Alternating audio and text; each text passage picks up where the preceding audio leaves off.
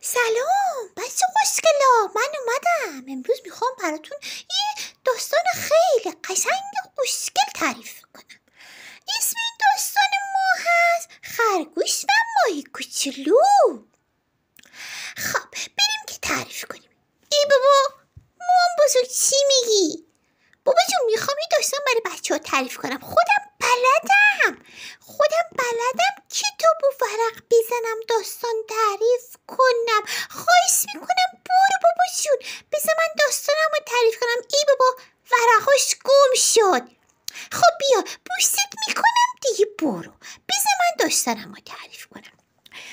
روزگاری در یک جنگل زیبا خرگوشی کوچک به نام بنی زندگی میکرد. بنی همیشه در کنار درختان میدوید و گلها رو بو میکرد. به چه بو خوبی میدم. اما همیشه فکرش مشغول یه چیزی بود، دریا. آخه دریا چی شکلیه؟ بنی همیشه از خودش میپرسید میتونم زیر آب شنا کنم؟ یه روز بنی کوچولو فکر کرد بره کنار دریا.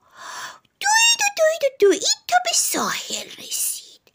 یه وقتی چیزی به ماهی کوچولو خوشگل افتاد. ماهی کوچولو گفت سلام، من ماهی کوچولو هستم، میخوای بیا زیر آب پیش من شنا کنی؟ بنی با تعجب گفت بابا جون من خرگوشم، من چطوری میتونم تو آب شنا کنم؟ ماهی کوچولو خندید و گفت نگران نباش، تو فقط کنار من باش، من همه چی رو به تو نشون میدم که دنیای آب چطوریه. بنی یه ذره ترسید، اما ماهی کوچولو با مهربانی بهش گفت بیا نزدیکتر و دید که ماهی ها چطوری دارن تو آب میرقصن و بازی میکنن. خرگوش کوچولو از دنیای آب خیلی تعجب کرده بود، چقدر همه چیز قشنگه. ولی یه مرتبه فکر کرد که نمیشه که همیشه تو جنگل آدم بدوه و همه چیز رو بفهمه. نمیشه آدم بره تو جنگل بدوه و مثلا فکر کنه که تو دریا چی شکلیه. نمیشه، باید همه چیز رو از نزدیک تماشا کرد.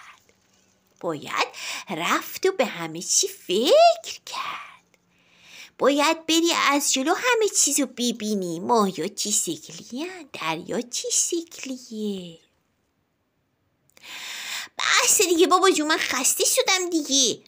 خب دیگه داستان تعریف کردم، خودم خوابم گرفت دیگه برم یه ذره لولو کنم. اجازه میدیم بچه ها، من خوابم گرفته.